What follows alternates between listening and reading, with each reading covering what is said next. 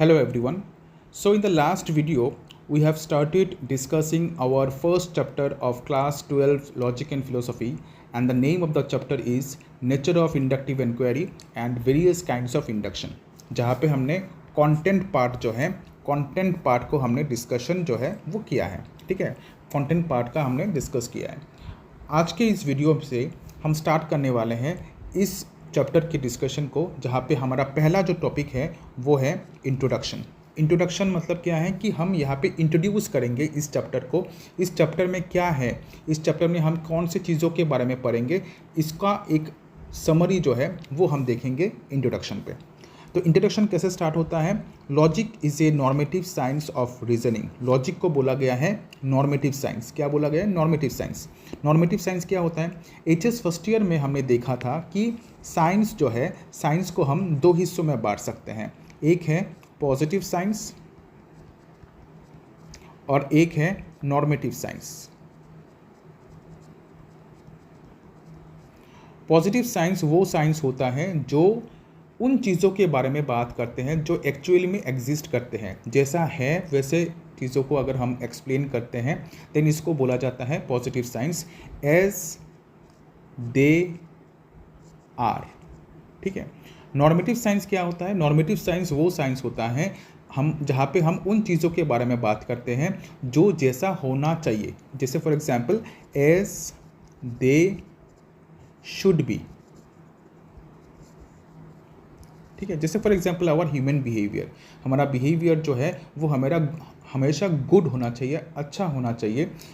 इस चीज़ को अगर हम देखते हैं तो हम इसको बोल सकते हैं नॉर्मेटिव साइंस। मतलब क्या है कि लॉजिक में हम ट्रुथ जो है, सच जो है, इसको हम पाने की कोशिश करते हैं। ठीक है। हम पाने की चाहत रखते हैं। ठीक है।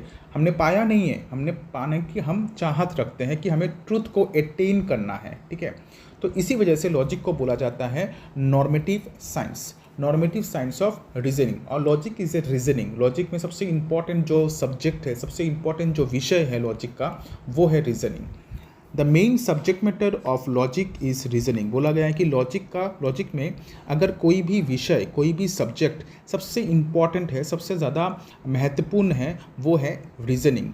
Reasoning is a process by which we pass from something known to something unknown. Reasoning एक प्रोसेस है, एक माध्यम है जहाँ पे हम क्या करते हैं, समथिंग नोन से समथिंग अननोन पे पास होते हैं। ठीक है। समथिंग नोन मतलब जिन चीज़ों के बारे में हमें पता है, वहाँ से जिन चीज़ों के बारे में हमें नहीं पता है वहाँ पे अगर हम जंप करते हैं या फिर पास होते हैं देन इसको बोला जाता है रीजनिंग। इसको एक एग्जाम्पल के मदद से समझते हैं।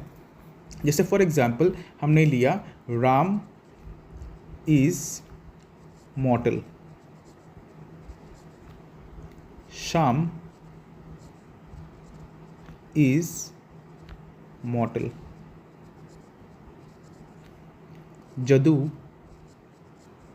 is mortal। ठीक है।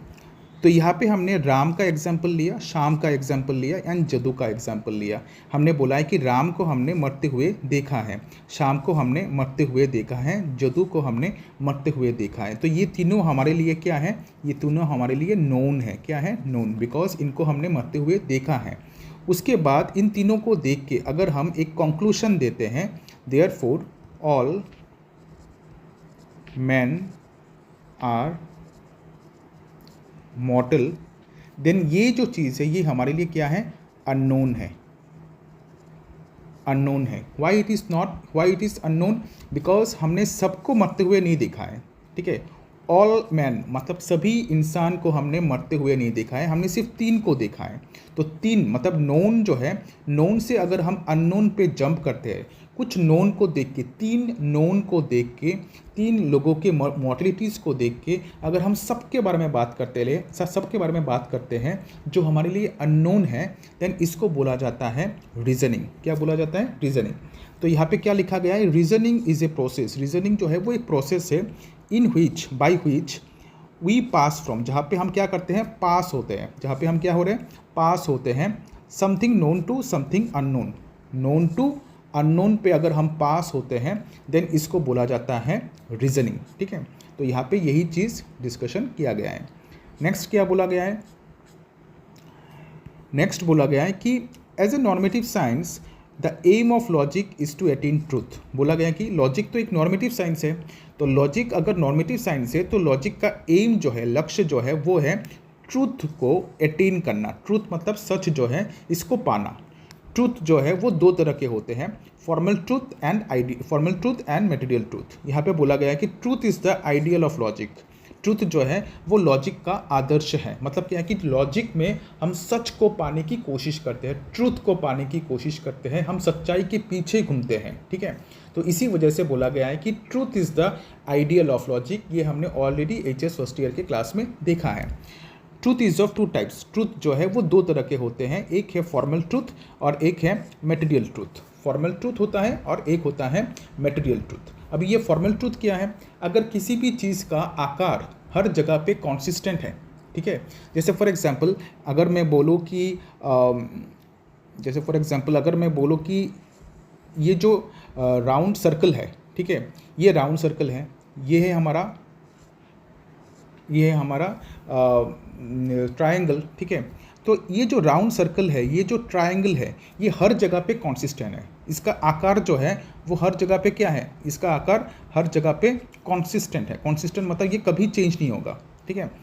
राउंड सर्कल हमेशा राउंड रहता है एंड ट्रायंगल जो है वो हमेशा ट्रायंगल रहता है। रेक्टेंगल जो है वो हमेशा रेक्टेंगल रहता है। इनका जो फॉर्म है, ठीक है, इनका जो आकार है वो हर जगह पे कॉन्सिस्टेंट होता है, सेम होता है। तो इसको बोला जाता है फॉर्मल ट्रूथ। क्या बोला जाता है? Formal truth. मटेरियल ट्रूथ क्या है? मटेरियल ट्रूथ वो ट्रूथ होता है अगर हम किसी भी चीज़ के बारे में सोचते हैं और वही चीज़ अगर हमारे सामने एग्जिस्ट करता है तो इसको हम बोलते हैं मटेरियल ट्रूथ। जैसे अगर हम सोचते हैं कि green leaves of a tree, एक पेड़ के पत्ते, ठीक है, ग्रीन जो है हरे जो पत्ते हैं उनके बारे में अगर हम डिस्कस करते हैं और अगर हमारे सामने वो एग्जिस्ट करता है देन इसको हम बोलते हैं मटेरियल ट्रूथ। अगर हम ये बोलते हैं कि आसाम इज़ इन इंडिया, तो वही चीज़ हमारे सामने एग्जिस्ट भी कर रहा है, आसाम तो इंडिया के अंदर भी है, तो इसको हम बोलते हैं मटेरियल ट्रूथ। कोई भी मैटर जिनके बारे में अगर हम सोच रहे हैं वो मैटर अगर इस दुनिया में रियली एग्जिस्ट कर रहा है देन इसको बोला जाता है मटेरियल ट्रूथ। फॉर्मल ट्रूथ क्या है? फॉर्मल ट्रूथ का मतलब है किसी भी चीज़ का आकार, किसी भी चीज़ का शेप जो है वो अगर हर जगह पे कॉन्सिस्टेंट होता है देन इसको हम बोलते हैं फॉर्मल ट्रूथ, ठीक है। अच्छा, उसके बाद क्या लिखा गया है यहाँ पे, थोड़ा इधर आ जाते हैं कि deductive logic deals with deductive reasoning and inductive logic deals with inductive reasoning. यहाँ पे बोला गया है कि लॉजिक जो है, लॉजिक के दो प्रकार है, ये हमने HS फर्स्ट ईयर के क्लास में देखा था। एक है डिडक्टिव लॉजिक और एक है इंडक्टिव लॉजिक। डिडक्टिव लॉजिक जो है वो डिडक्टिव रीजनिंग या फिर डिडक्टिव इन्फरेंस को लेके डील करता है, जहाँ पे हम जनरल टू पर्टिकुलर आते हैं, ठीक है। एंड इंडक्टिव लॉजिक जो है वो डील करता है इंडक्टिव रीजनिंग को लेके, जहाँ पे हम पर्टिकुलर टू जनरल आते हैं, ठीक है। अगर हम जनरल से पर्टिकुलर मतलब क्या है कि ऑल मैन आर मॉर्टल, ठीक है। अगर यहाँ से हम Aristotle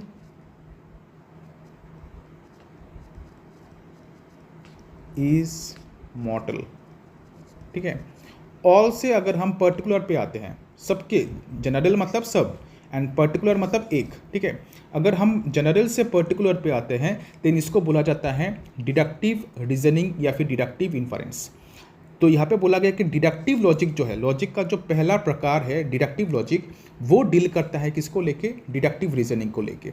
and inductive logic deal करता है इंडक्टिव रीजनिंग को लेके। इंडक्टिव मतलब not general to particular, it is particular to general, जहाँ पे हमने थोड़ी देर पहले ही एग्जाम्पल लिया था, Ram is mortal, Shyam is mortal, Jadu is mortal, therefore all man are mortal. यहाँ पे हमने क्या किया है? पर्टिकुलर से हम जनरल पे आए हैं। राम, श्याम, जदू जो है वो पर्टिकुलर से, वहाँ से हमने पास होके या फिर जंप करके हमने बोला है कि ऑल मैन आर मॉर्टल, जहाँ पे हमने सबके बारे में बात किया है, तो इसको हम बोलते हैं इंडक्टिव रीजनिंग, ठीक है।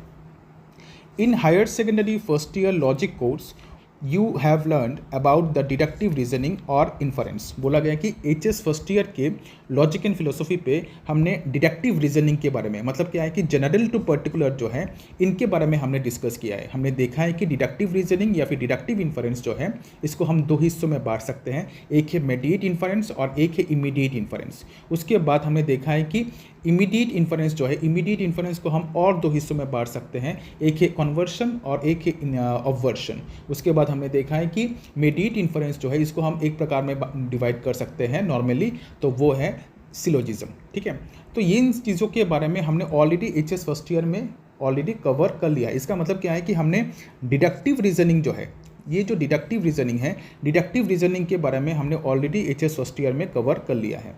In this chapter inductive reasoning और induction with its various kinds will be discussed. बोला गया कि इस चैप्टर में हम इंडक्टिव रीजनिंग या फिर इंडक्टिव इन्फरेंस या फिर इंडक्शन, जिसको हम बोल सकते हैं इंडक्शन एंड उसके जो डिफरेंट प्रकार है, उनके जो काइंड्स है, उसके बारे में इस चैप्टर में हम क्या करेंगे, डिस्कशन करेंगे। तो ये है हमारा इंट्रोडक्शन पार्ट, जहाँ पे हमने क्या देखा है, जहाँ पे हमने देखा है कि लॉजिक जो है वो एक नॉर्मेटिव साइंस है। लॉजिक एक नॉर्मेटिव साइंस है। लॉजिक एक नॉर्मेटिव साइंस होने के साथ साथ लॉजिक जो है वो एक रीजनिंग भी है। उसके बाद हमने देखा है कि जो सबसे इम्पॉर्टेंट विषय है, जो सब्जेक्ट मैटर है लॉजिक का, वो है रीजनिंग। रीजनिंग क्या है? Reasoning is a process of passing from something known to something unknown. जिन चीज़ों के बारे में हमें पता है वहाँ से अगर हम पास होके जिन चीज़ों के बारे में हमें नहीं पता है, समथिंग अननोन है, उन पे अगर हम जंप करते हैं देन इसको बोला जाता है रीजनिंग। उसके बाद हमने यहाँ पे देखा है कि नॉर्मेटिव साइंस, लॉजिक एक नॉर्मेटिव साइंस होने के नाते लॉजिक का जो मेन उद्देश्य है, एम जो है वो है ट्रूथ को पाना। ट्रूथ जो है वो आइडियल है लॉजिक का। ट्रूथ जो है वो दो प्रकार के होते हैं, formal truth and material truth. अगर किसी भी चीज़ का किसी भी चीज़ का आकार, फॉर्म जो है वो हर जगह पे कॉन्सिस्टेंट होता है तो उसको हम बोलते हैं फॉर्मल ट्रूथ। जैसे फॉर एग्जांपल यहाँ पे हमने देखा है कि राउंड, सर्कल एंड ट्रायंगल। उसके बाद हमने मटेरियल ट्रूथ में क्या देखा है? मटेरियल ट्रूथ में हमने देखा है कि अगर कोई भी मैटर जिनके बारे में अगर हम सोच रहे हैं, वही चीज़ अगर इस दुनिया में एग्जिस्ट करता है देन इसको बोला जाता है मटेरियल ट्रूथ। जैसे for example green leaves of a tree. अगर हम बोलते हैं गोल्डन माउंटेन, ठीक है, गोल्डन माउंटेन जो है, सोने का पहाड़ जो है, वो अगर हम सोच रहे हैं लेकिन वो चीज़ हमारे दुनिया में एग्जिस्ट नहीं करता है, ठीक है, तो इसको हम मटेरियल ट्रूथ नहीं बोल सकते। हमने एग्जाम्पल क्या लिया है? एग्जाम्पल हमने ये लिया है कि Assam is in India. Assam जो है वो इंडिया में है, तो इसको हम मटेरियल ट्रूथ बोल सकते हैं, बिकॉज आसाम जो एक मैटर है वो इंडिया में एग्जिस्ट करता है, तो इसी वजह से इसको हम मटेरियल ट्रूथ बोल सकते हैं। उसके बाद हमने देखा है कि लॉजिक को हम दो हिस्सों में बांट सकते हैं। एचएस फर्स्ट ईयर में हमने देखा था, एक है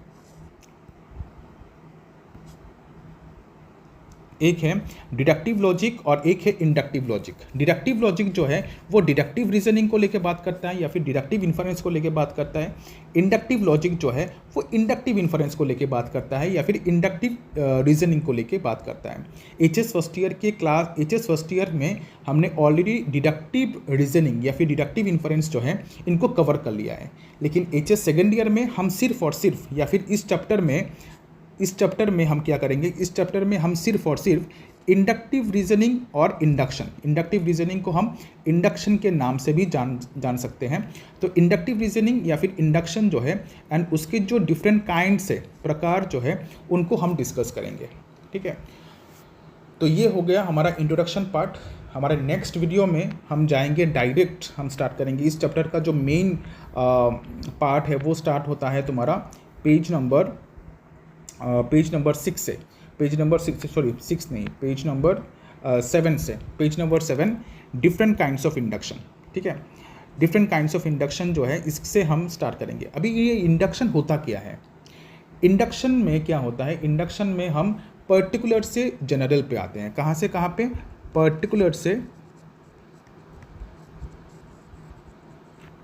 से हम कहाँ पे आएंगे? पर्टिकुलर से हम आएंगे जनरल पे। कैसे पर्टिकुलर से जनरल? जैसे फॉर एग्जांपल राम, श्याम, जदू,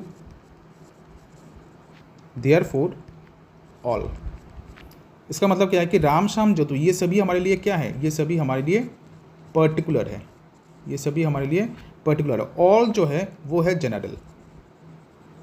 मतलब क्या है कि हम कुछ लोगों के मोटिलिटीज़ को देख के, अगर कुछ लोगों के बारे में बात करके अगर हम सबके बारे में बात करते हैं, या फिर हम कुछ लोगों के बारे में बात करके वहाँ से अगर हम जंप करके सबके बारे में बात कर रहे हैं, देन इसको बोला जाता है पर्टिकुलर टू जनरल, या फिर हम बोल सकते हैं इंडक्शन। क्या बोल सकते हैं? इंडक्शन।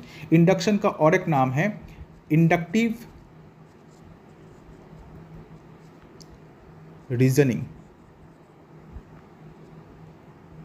इंडक्टिव रीजनिंग या फिर इन्फरेंस। या तो हम इसको इंडक्टिव रीजनिंग भी बोल सकते हैं या फिर इन्फरेंस भी बोल सकते हैं। यहाँ पे क्या होता है, यहाँ पे हम पर्टिकुलर से जनरल पे आते हैं। याद रखना, पर्टिकुलर टू जनरल। जैसे for example Ram is mortal, Shyam is mortal, Jadu is मॉर्टल, ये तीनों क्या है? पर्टिकुलर है। यहाँ से अगर हम जंप करते हैं ऑल मैन आर मॉर्टल, ये होता है जनरल। जब हम सबके बारे में बात करते हैं तब होता है ये जनरल। क्या होता है? जनरल। तो पर्टिकुलर टू जनरल अगर हम जंप करते हैं या फिर अगर हम रीजनिंग करते हैं, अनुमान करते हैं, कुछ लोगों के मोटिलिटीज़ को देख के अगर हम सबके मोटिलिटी को अनुमान करते हैं, इन्फर करते हैं या फिर इन्फरेंस करते हैं या फिर रीजनिंग करते हैं, देन इसको बोला जाता है पर्टिकुलर टू जनरल या फिर इंडक्टिव रीजनिंग या फिर इन्फरेंस। तो नेक्स्ट वीडियो से हम स्टार्ट